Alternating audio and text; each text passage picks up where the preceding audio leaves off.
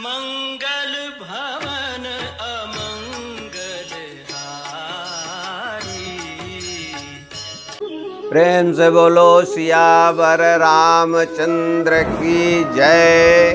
प्रिय भक्तों, पिछले एपिसोड में आप लोगों ने सुना कि शिव पार्वती का विवाह संपन्न हुआ। उसके बाद पार्वती जी शिव जी कैलाश पर्वत पर पहुंच करके और वहां पर अपने घर में पार्वती जी ने अच्छा समय देख करके शिव जी से प्रार्थना किया कि रघुनंदन रघुनाथ जी के बारे में हमें कथा विस्तृत रूप से सुनाएं।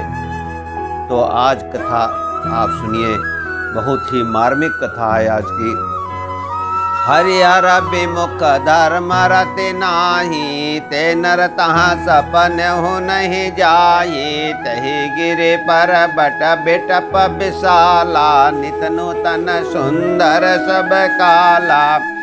जो भगवान विष्णु और महादेव जी से विमुख है और जिनकी धर्म में प्रीति नहीं है, वे लोग स्वप्न में भी वहां नहीं जा सकते।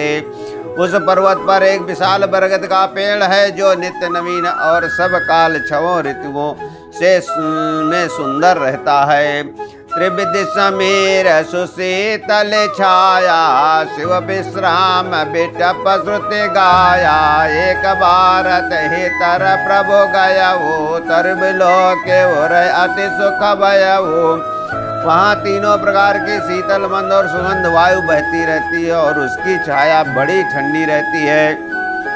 वो शिव जी के आश्रम विश्राम करने का वृक्ष है जिसे वेदों ने गाया है। एक बार प्रभु श्री शिव जी उस वृक्ष के नीचे गए और उसे देखकर उनके हृदय में बहुत आनंद हुआ। निज कर डासे नागर पुछाला, बैठे सहा जाए सांब कृपाला। कुंदयेन्दु हर गौर शरीरा, भुज प्रलंब परिधन मुनि चीरा। अपने हाथों से बांधकर अपने हाथ से बाघंबर बिछाकर कृपालु श्री शिव जी स्वभाव से ही बिना किसी खास प्रयोजन के वहां बैठ गए। कुंद के पुष्प चंद्रमा और शंख के समान उनका घोर शरीर था। बड़ी लंबी भुजाएं थीं और वे मुनियों के से वल्कल वस्त्र धारण किए हुए थे। तरुण अरुणयाम्बुज समचरना, नकदुते भगते हृदय तम हरना। भुजग भूते भूषण त्रिपुरारी, आनंद शरद चांद छ विहारी।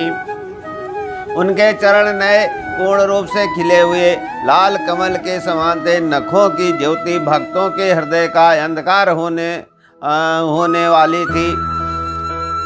सांप और भस्म ही उनके भूषण थे और उन त्रिपुरार के शत्रु शिव जी का मुख शरद पूर्णिमा के चंद्रमा की शोभा को ही हरने वाला और फीकी करने वाला था।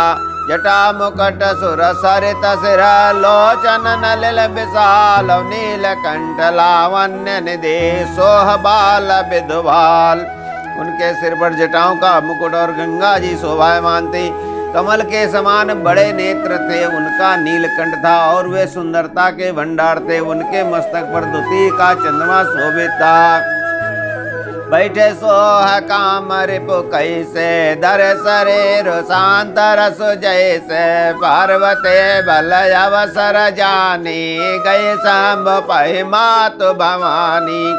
कामदेव के शत्रु शिव जी वहाँ बैठे हुए ऐसे शोभित हो रहे थे मानो सांतरस ही शरीर धारण किए बैठा हो।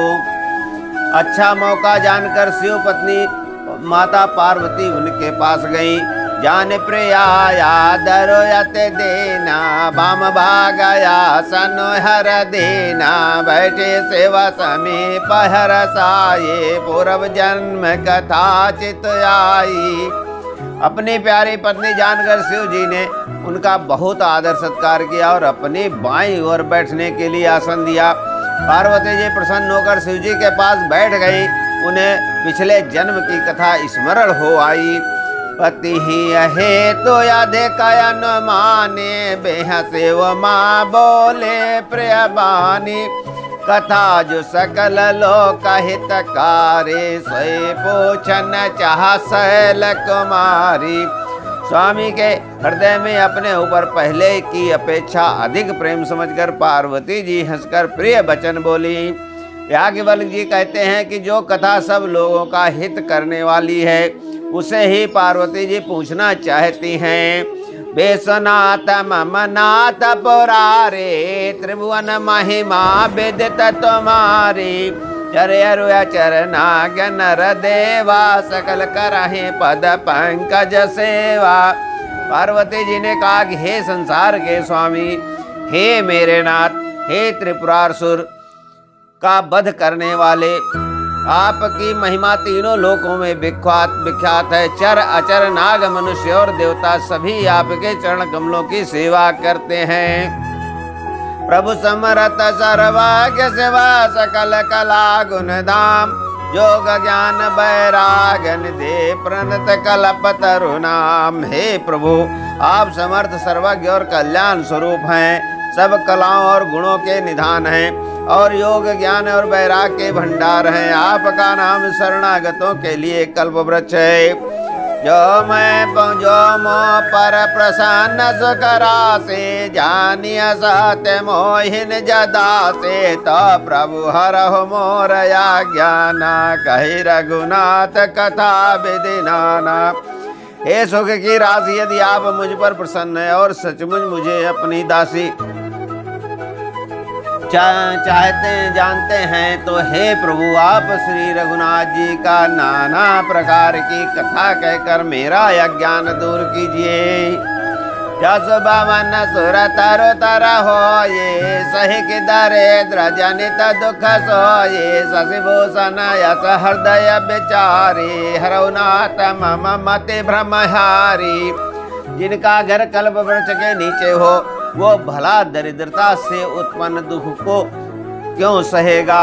हे शशिभूषण, हे नाथ, हृदय में ऐसा विचार कर मेरी बुद्धि के भारी भ्रम को दूर कीजिए।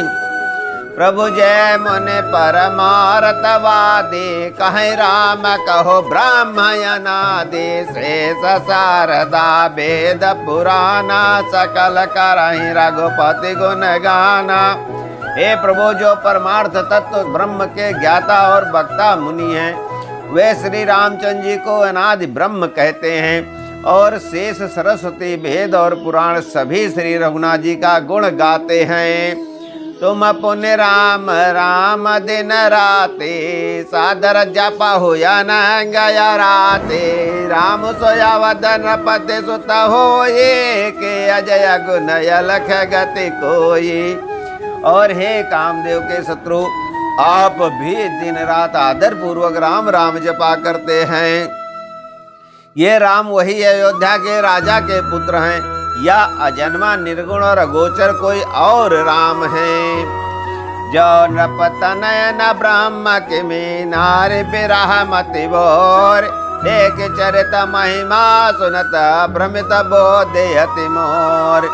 यदि वे राजपुत्र हैं तो ब्रह्म कैसे, और यदि ब्रह्मा है तो स्त्री के विरह में उनकी मति बाहुली कैसे हो गई। इधर उनके ऐसे चरित्र देखकर और उधर उनकी महिमा सुनकर मेरी बुद्धि अत्यंत चकरा रही है। जो नेह व्यापक विभु को वो कहो बुझाई नाथ मोहि सोवो अज्ञ जानी ऋष उरजन धरहु जहि विधि मोह मिटय सोए करहु। यदि इच्छा रहित व्यापक समर्थ ब्रह्म कोई और है तो हे नाथ, मुझे उसे समझा कर कहिए। मुझे नादान समझकर मन में क्रोध न लाइए। जिस तरह मेरा मोह दूर हो वही कीजिए। मैं बन देख राम प्रभुताये अति भय विकल न तुम ही सुनाये तद विमल न मन बोधन आवा सो फल भले बात हम पावा। मैंने पिछले जन्म में वन में श्री रामचंद्र की प्रभुता देखी थी, परंतु अत्यंत भयभीत होने के कारण मैंने यह बात आपको सुनाई नहीं। तो भी मेरे मलिन मन को बोध न हुआ, उसका फल भी मैंने अच्छी तरह पा लिया है। अजहु कछु संशय मन मोरे, करहु कृपा बिनमहु कर जोरे। प्रभु अब मोहि बहुत भांति प्रबोधा, नाथ सो समुझ करहु जन क्रोधा। अब भी मेरे मन में कुछ संदेह है, आप कृपा कीजिए।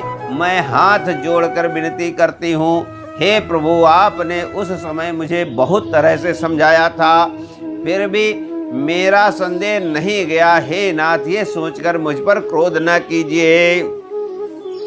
बांधो पद धरे धरन सिरो, विनय करो कर जोर। बरनौ रघुवर बिसद जसो, श्रुति सिद्धांत निचोर। मैं पृथ्वी पर सिर टेक कर आपके चरणों की वंदना करती हूँ और हाथ जोड़कर विनती करती हूँ। आप वेदों के सिद्धांत को निचोड़कर श्री रघुनाथ जी का निर्मल यश वर्णन कीजिए। जतप ज्योत सा नहीं अधिकारे, दासे मन क्रम बचन तुम्हारे। घोड़ा होता तो न साधु दुरावै, आरती अधिकारी जहाँ पावै।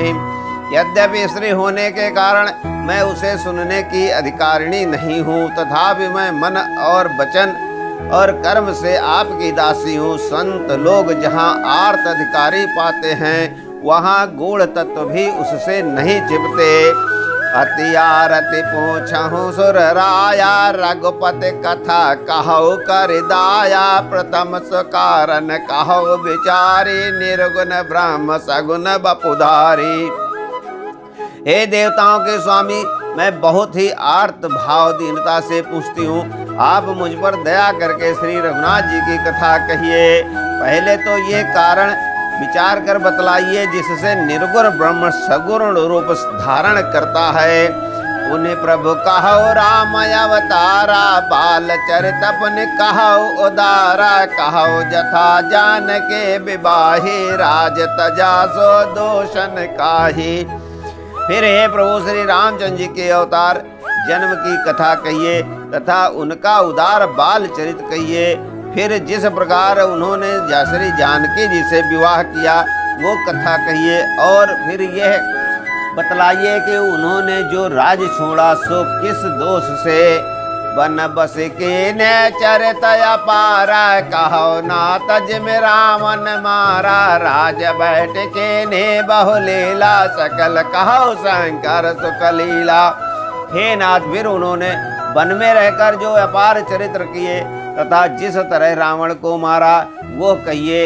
हे सुख स्वरूप शंकर, फिर आप उन सारी लीलाओं को कहिए जो उन्होंने राज सिंहासन पर बैठकर की थी।